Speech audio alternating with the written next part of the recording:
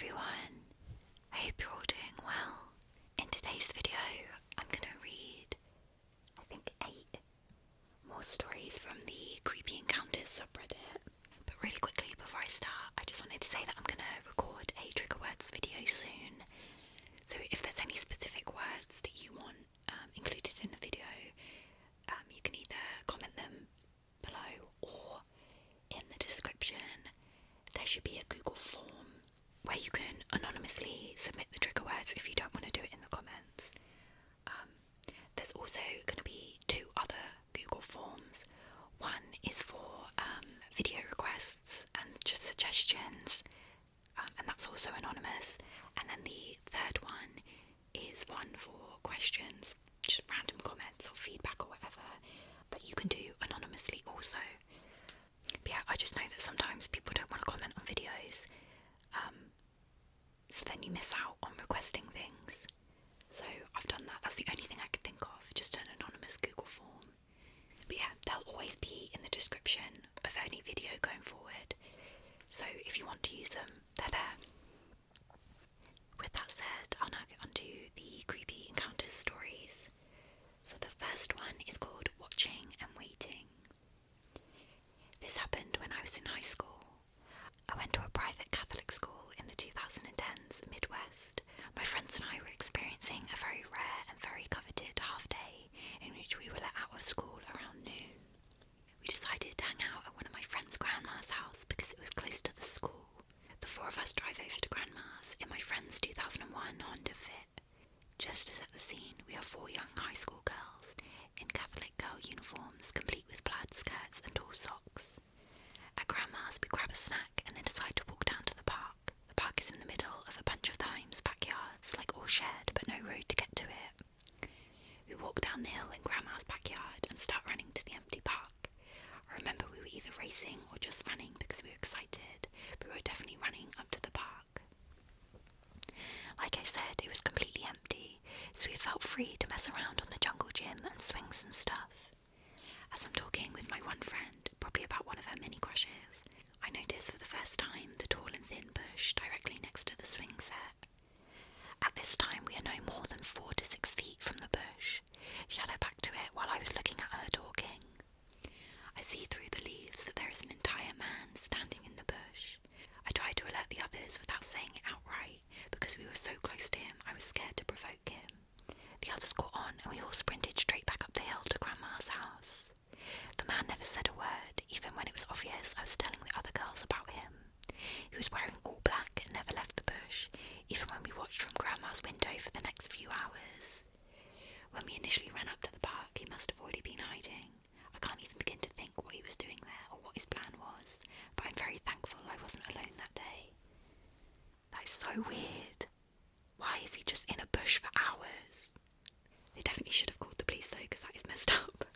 I can just picture her sitting there looking into the bush and then suddenly realising that she's looking at a person. That is awful. The next one is dodged a bullet, almost literally. Not so much creepy, just fucking terrifying. You can see my last post for a little bit of timeline context, but this situation happened about 2 years before that one, when I was 18 to 19, living on my own for the first time. As freshmen in college, our days consisted of going to class in the mornings, then getting Chipotle, then going back to the apartment and smoking weed for the rest of the day/night. Nearly every single day, lol. Actually no, not even nearly. That was literally exactly what we did every single day. Me and my roommate, let's call him James, had a close friend from high school who would stay with us often. Let's call him Tyler. Tyler would come over to smoke at our apartment regularly, since we had a safe place to do it away from his parents' house, where he was living at the time. One night, Tyler was over and we were smoking per usual, and decided to go walk around the apartment complex. It wasn't late, maybe 8 p.m. As we were walking, a pair of guys who looked to be a little bit older than us approached and asked if we had any weed. James, the dullard of the group, immediately said something along the lines of, "Yeah, we could get you some." Tyler and I were already in the process of saying no when he said that to them, as we lived in a state where you actually had to be really careful about weed. Next thing we know, James has invited the 2 guys into our apartment to smoke with us. Despite our discontent, remember we're 18 and 19 at the time,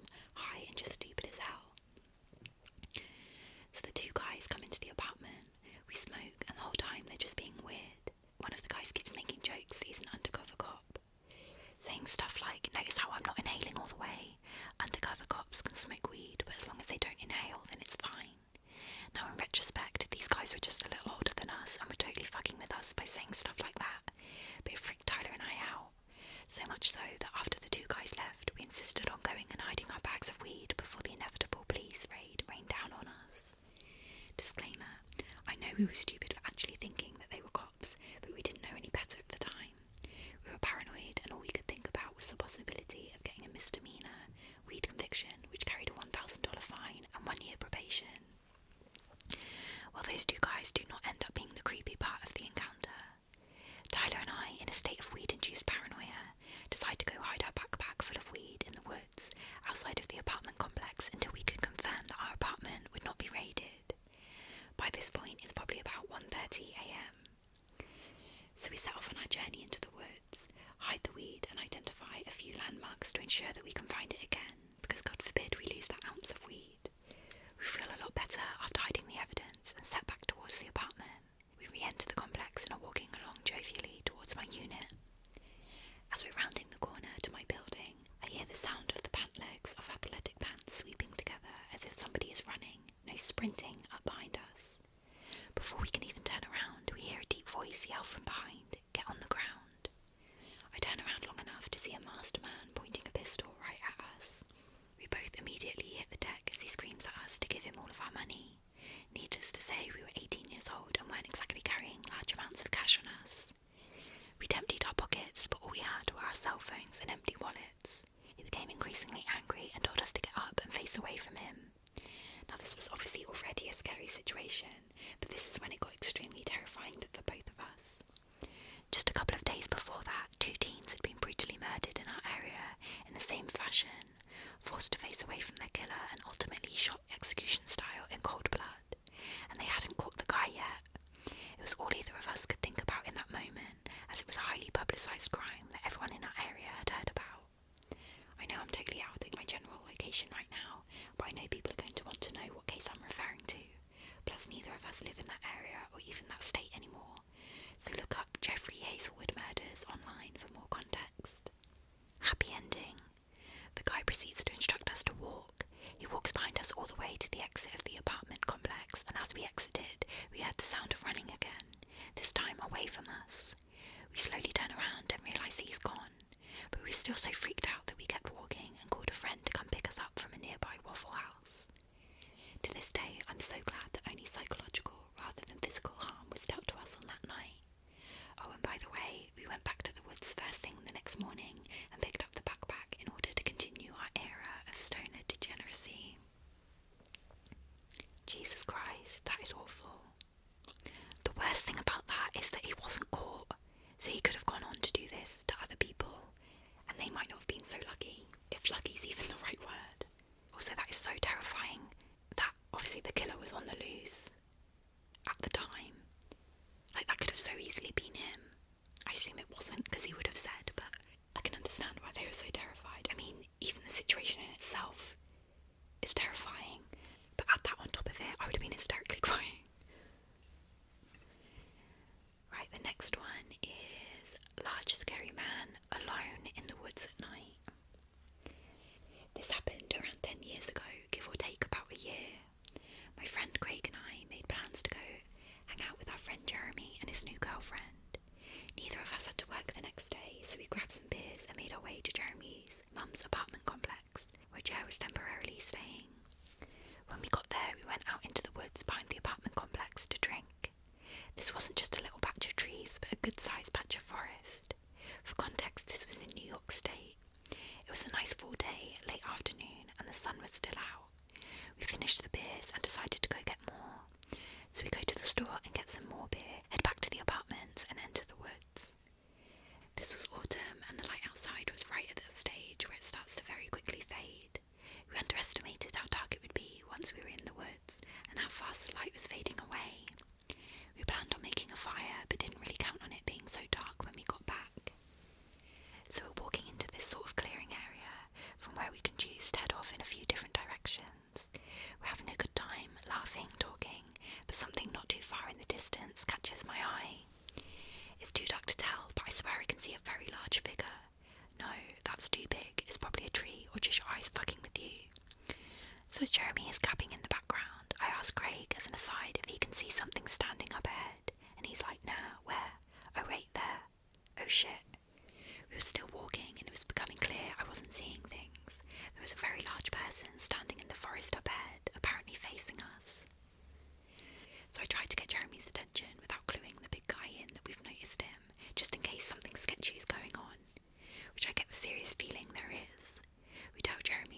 in her bed. But Jeremy is in a jovial, no-chill state and he exclaims, "Holy shit, is that Bigfoot?"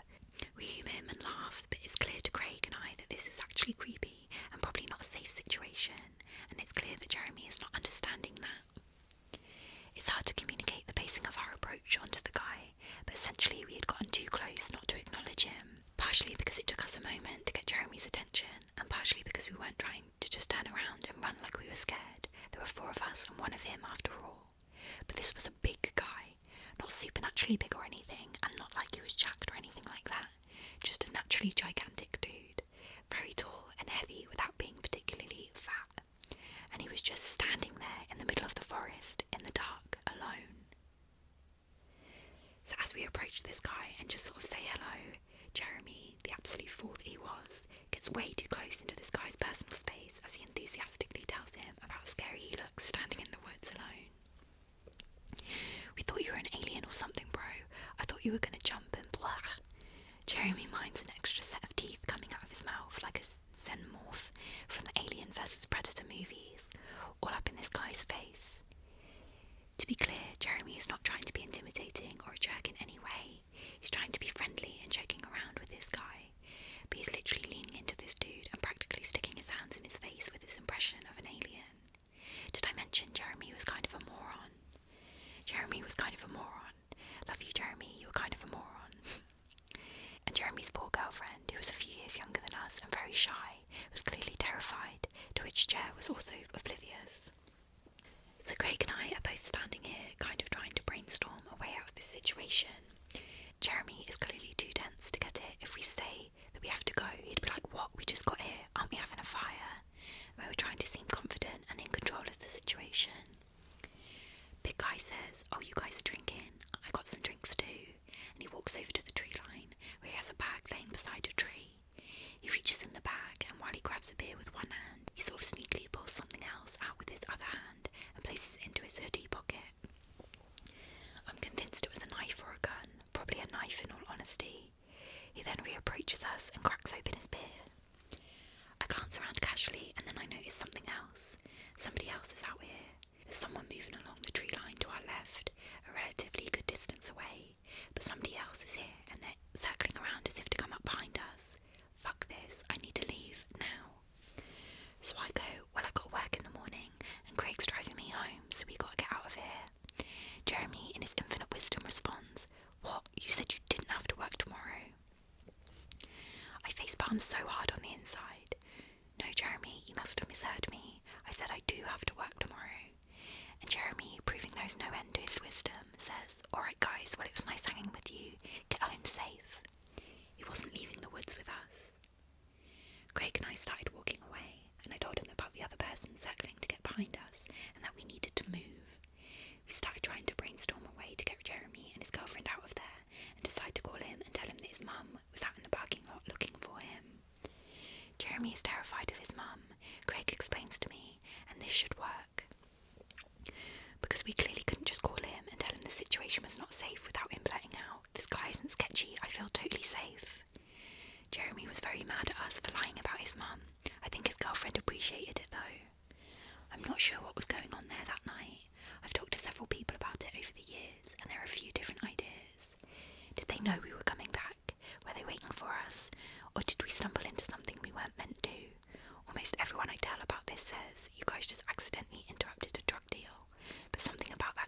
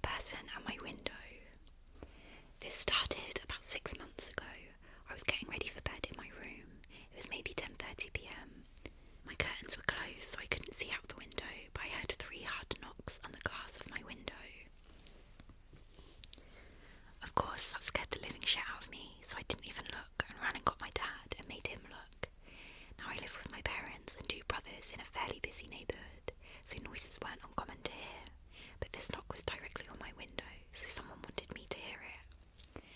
The thing was, my bedroom isn't facing the front of the house or the road or anything. My room's actually towards the back of the house, so someone would have had to walk to the backyard in order to knock on my window, which seemed very odd. I had my dad check, but when he opened the curtains, no one was outside the window. He even went in the backyard to check. No one was there. That was the first incident. I closed my curtains and brushed it off as me hearing things or some sort of animal. The following night, at almost the exact same time, I heard another 3 knocks on my window. Immediately, I went and got my dad again, for him just to see nothing all over again, but this time I didn't brush it off and slept in my parents' room on the floor. The next few nights there was nothing until about a week later. I was home alone and it was about 8:30 to 9 p.m. and I was on FaceTime with my friend when I heard another 3 knocks on my window. This time I was home alone, so I couldn't go get my dad, but I ran into their room and called them.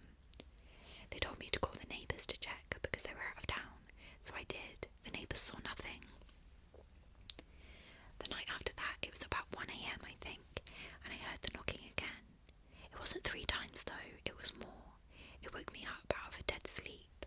I was tempted to just look out the window to see who, but part of me didn't want to know.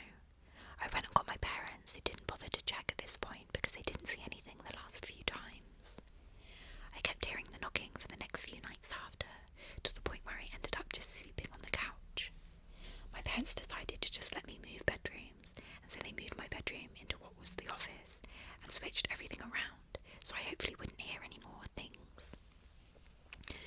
After moving bedrooms, I didn't hear anything. It was good for maybe 3 nights, then I heard it again, the same knocking, 3 hard times. This time I looked out the window. I saw what I assumed was a man, or a very big-built woman, crouching down, wearing a grey hoodie and some dark jeans. I can't recall the colour. It was dark, maybe grey or black. I closed the curtains, went and got my parents and told them all about it, and they informed the police. The police really couldn't do anything because we had no solid proof besides my words. They advised we get a camera facing my bedroom and around that area of the house, so that's what we did. I haven't heard the knocking since, but I do wonder who it was. Nonetheless, it makes a good story to tell. I would not be that chill about that. After the first few times, I would have been getting a camera on that window. I don't know how old this person is, but I can't believe the parents weren't taking it more seriously. Like, there's someone knocking on your kid's window at night. How many more times did you need that to happen before you did something about it? That is crazy. Okay, the next one is he was looking back at me through the peephole. Last year, I moved to another city after finishing high school. I assessed several college options and decided on one that would have me move roughly 3 hours away. I found an apartment where I'd be able to live without roommates, and that was in a safe part of town with reasonable rent. It was close to some attractions in the city, which was an added bonus to me, as it would still allow me to have a reasonable social life. For the first 4 months or so, it was great. There were absolutely no problems or safety concerns of any sort, and I managed to become good friends with the guy who studied at the same college as me. He coincidentally lived around 5 minutes away from me, so we would often hang out at each other's place. One night, just as winter started, he called me over to play video games and hang out. We had a pretty chill night, drank a few beers, had a few good laughs and enjoyed ourselves.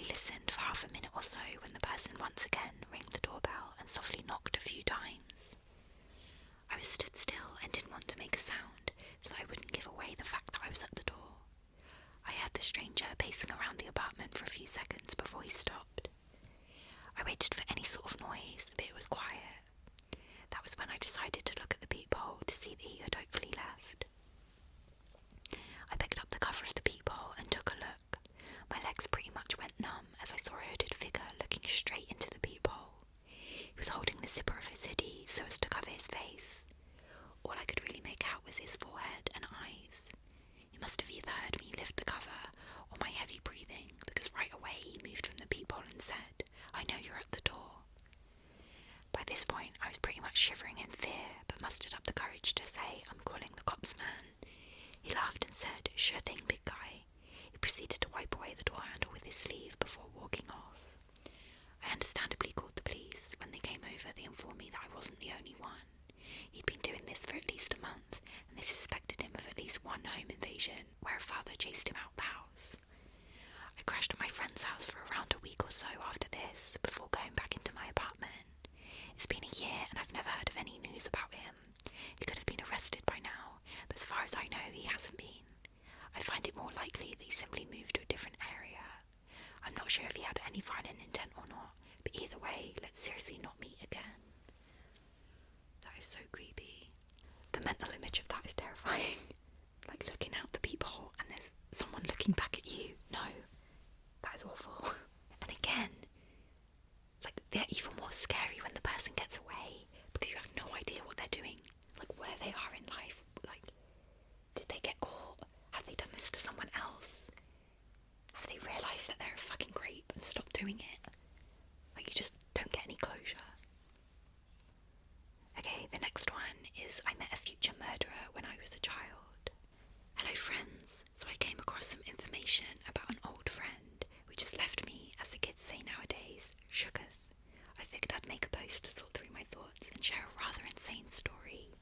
But before we get started, my name is Mikey, and I'm in my 20s. Also, I'd like to apologise for how overly sarcastic this post may seem. Humour is my defence mechanism. Trigger warning. The story mentions murder, but I don't go into much detail. Stay safe out there, friends. When I was an angsty teenager, I moved in with my mother and stepdad to escape a less than desirable situation. Because of the move, I was enrolled in a new school. The school was located in one of the sketchiest neighbourhoods in the city. Everyone who resided in that area was relatively low income, my family included.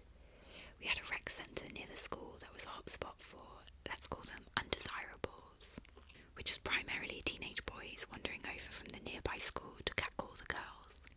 Lunchtime was my favourite. I loved going outside for chow and having sweaty teenage boys asking for the nasty. Note the sarcasm. Anyway, during my time at my shitty school, I made an array of friends.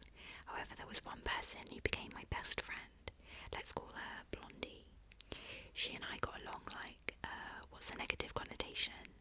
I was a people pleaser and she took advantage of that. Blondie was nice enough, but she was problematic. Regardless, we were fast friends and thus began a very short-lived friendship. Over the school year, she mainly came over to my house since I was an only child. We usually had the house to ourselves while my folks were at work. However, she finally invited me to her house around the middle of the school year. I was super excited. I'd always wanted to meet her family since they were always such an enigma. Blondie wasn't one to divulge information about her home life. All I knew was that she lived with her mother, stepdad and younger sibling. I'm unsure if she was embarrassed or didn't care to share, but I finally had the honour of meeting them.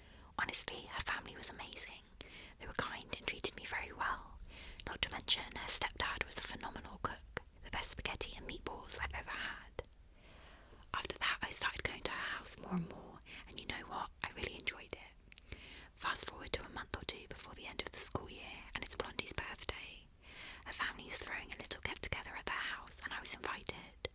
Blondie and I headed to her house after school, and it was a really fun time. Until near the end of the day. Now, I knew next to nothing about her biological father. I knew he wasn't really in the picture. He'd sometimes drop by and say hello, but I had never personally met him.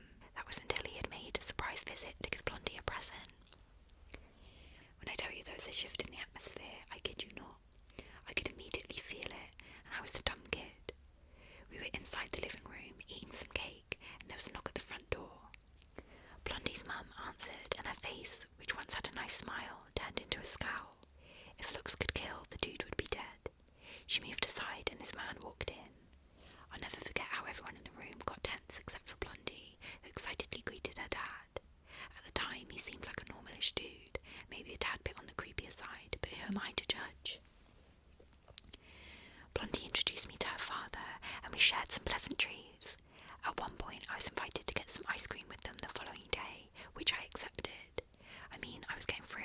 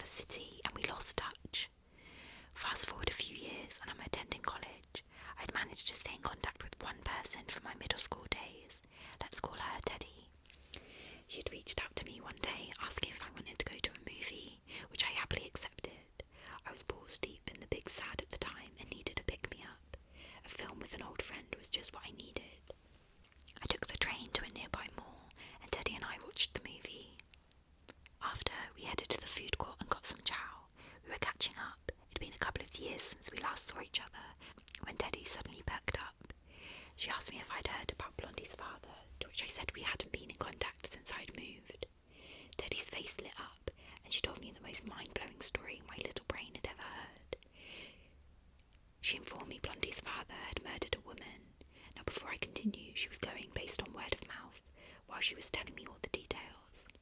Teddy had no news articles or police reports to back her story. She was told by a friend who heard from someone else, and so on. But what she told me wasn't actually far from the truth. According to her, Blondie's father had taken the life of a street worker. He got away with it for 2 years, and his truck got him caught. Apparently, there was something unique about it. Teddy couldn't tell me much more because she genuinely didn't know. I remember going back to my dorm and trying to Google for more details, but I couldn't find a damn thing about it. I eventually forgot about the story until last year, 2023. I was discussing the craziest stories from my life with a friend when I suddenly remembered Teddy's story. After some digging, I finally found an article that described the crime.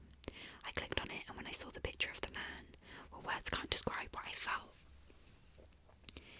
Everything Teddy told me was true, but it was so much worse than what she and I thought. Out of respect for the victim and her family, I won't describe what he did, but he was arrested 3 years after he had taken her life. I can't find any information about how he was caught, but it had something to do with his truck. He was charged with manslaughter, he took a plea bargain, and indignity to a body, and only served 7 years of his 14-year sentence. He had served half already because he was in custody during the trial. I looked him up again not too long ago, and I learned some unsettling information which prompted me to write this post. He was released from prison a few months ago. Guess what he did? He killed another woman. From what I've read, it had similarities to the other murder he committed. This time around, he's charged with second-degree murder and indignity to a body. There's unfortunately still not a lot of information about the second woman, but both of his victims were mothers. They both were cruelly taken from this world, and I still can't wrap my mind around this all. I met this monster. I was best friends with his daughter. I don't think I was personally in any danger, but the fact I met someone capable of such heinous crimes, it scares the living shit out of me. I can't even begin to imagine how Blondie must have felt after learning of her father's crimes. God, that is actually awful. It's crazy to me that the mother didn't warn the poster's parents about her dad. Like, obviously, they didn't know he was a murderer, but they clearly didn't like him, and they all, like, thought he was bad news. So I wouldn't have let him take her to go get ice cream. Like, if I was the poster's mother, I would be so pissed after the fact, knowing that they let my child go get ice cream with this man. And also, why was Teddy talking about the murder of a woman as if it was a bit of gossip? Like, yeah, it's unbelievable that someone you know's dad was a murderer, but, like, her face lighting up at the possibility of sharing a bit of gossip is a bit sick in there to me. But whatever, that might just be me. Okay, I've got 2 more. So this one is my true house cleaning horror story.